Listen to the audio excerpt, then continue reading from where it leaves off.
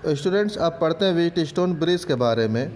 ये एक special device होता है जिसमें इस तरह से रेजिस्टेंसेस को अरेंज किया जाता है। जैसे मान लीजिए यहाँ 4 रेजिस्टेंस है, इसमें से मान लीजिए कोई 3 आपको मालूम है, 1 मालूम करना है, तो इनको ऐसे बैलेंस यानी ऐसे अरेंज किया जाता है कि ये बैलेंस हो जाए, और बैलेंस की कंडीशन होने के बाद फार्मूला लगा के सॉल्व किया जाता है।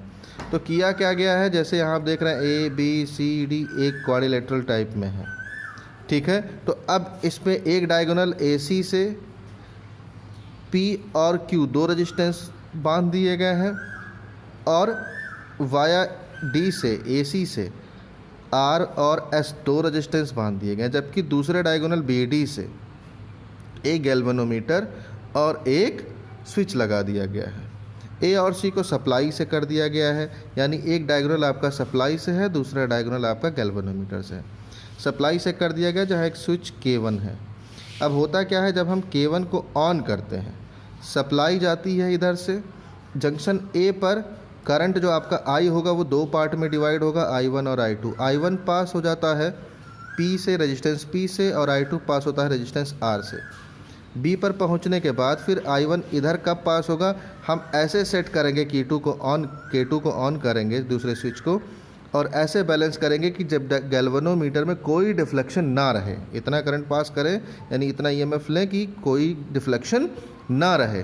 तो यहाँ डिफ्लेक्शन नहीं रहेगा मींस यहाँ करंट पास नहीं होगी। तो करंट पास नहीं होगी, यही करंट I1 आपका Q से पास हो जाएगा और I2 आपका S से पास हो जाएगा। इस कंडीशन में एक फार्मूला बनता है। फार्मूला क्या बनता है, P और Q का जो रेशियो होगा वो R और S के रेशियो के बराबर होता है। इसको देख लेते हैं। इस कंडीशन में 2 लूप बने हैं आपके पास। एक लूप ये बना है ABDA और दूसरा लूप है BCDB। इस लूप में आप देखेंगे तो I1 और P इसका प्रोडक्ट यानी रेजिस्टेंस और करंट का प्रोडक्ट, I2 और R इसका प्रोडक्ट, दोनों अलग अलग डायरेक्शन में है, इसलिए माइनस में ले लिए जाएंगे। कोई भी सेल नहीं यहाँ यूज़ है यानी बैटरी नहीं यूज़ है, तो दोनों के प्रोडक्ट का सम क्या हो जाएगा, I1P minus I2R is equal to 0। तो यहाँ से ये वैल्यू आ गई। दूसरे लूप की बात करें, सेकेंड लूप की, यहाँ से तो इसमें I1 यहाँ जा रहा है और I2 इसके अपोजिट डायरेक्शन में है। तो अब I1Q माइनस I2S ले लेंगे, यहाँ भी कोई सेल नहीं है तो वो भी 0 के बराबर हो जाएगा। सेकेंड रूल लगा रहे हैं हम किरचॉफ का, ठीक है। तो अब दोनों इक्वेशन को डिवाइड कर दें तो ये फार्मूला हमारे पास आ जाता है, ये बैलेंस की कंडीशन में होगा। यही व्हीटस्टोन ब्रिज पर मीटर ब्रिज वर्क करता है आपका।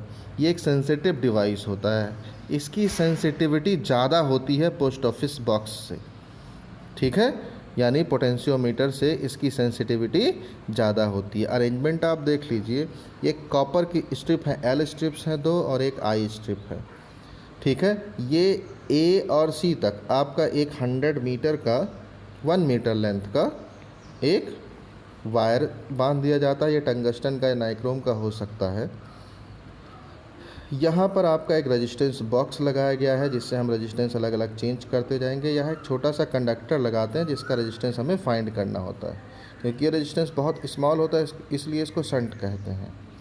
यहाँ से गैल्वेनोमीटर लगा देते हैं अलग अलग डिवाइड करने के लिए वायर को, ताकि पार्ट में डिवाइड हो जाए। यहाँ कनेक्ट किया गया, मान लीजिए ये लेंथ आपका L है वायर का, तो बाकी जो लेंथ होगा BC वो आपका हो जाएगा 100 माइनस L, क्योंकि टोटल लेंथ 100 थी, ठीक है। तो अब यहाँ पर ये व्हीटस्टोन ब्रिज का काम करने लगा। ये BD एक डायगोनल होगा, दूसरा A और C डायगोनल होता है जो कि सप्लाई से जोड़ दिया गया है, ठीक है। तो अब ये रेजिस्टेंस, ये भी वायर है तो इसका भी रेजिस्टेंस होगा, तो ये P और R, S और Q, ठीक है, ये व्हीटस्टोन ब्रिज की तरह वर्क करने लगते हैं। तो अब यहाँ वही फार्मूला हम लगा देते हैं, तो इनका रेशियो इसके रेशियो के बराबर होगा, यानी P upon Q is equal to R upon S। P है L अपॉन 100 माइनस L, यहाँ मैंने लिखा है P upon Q is equal to R upon S। L upon 100 minus L is equal to R upon S, यहाँ मैंने लिख दिया है। तो यहाँ से S की वैल्यू आ जाएगी R इंटू ये formula 100 minus L upon L, यानी शंट की वैल्यू हम निकाल सकते हैं पोटेंशियोमीटर से। Okay, thank you everyone.